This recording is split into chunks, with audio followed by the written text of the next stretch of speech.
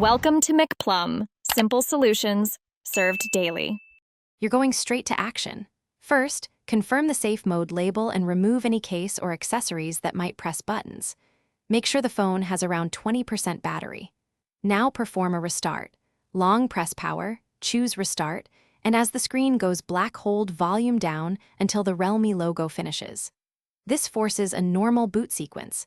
Safe mode often engages when volume down is held during startup, so the reverse, not holding it, exits safe mode. Once the phone boots and safe mode still appears, you need to eliminate the cause.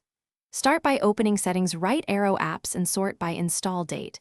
Uninstall any apps added or updated in the last 2 days. If that doesn't work, boot into recovery.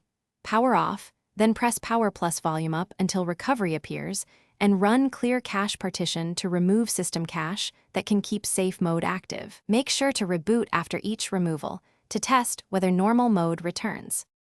Finish by confirming normal operation. Restart and watch for the missing safe mode label. If you're back to normal, reinstall apps one by one to find the offender. This explains why the issue happened.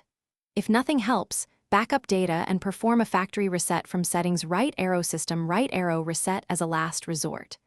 Troubleshooting tip: if safe mode persists, check for a physically stuck volume button, clean around the keys, or have a technician inspect it, because hardware can mimic safe mode triggers. Thanks for watching. Stay juicy and subscribe.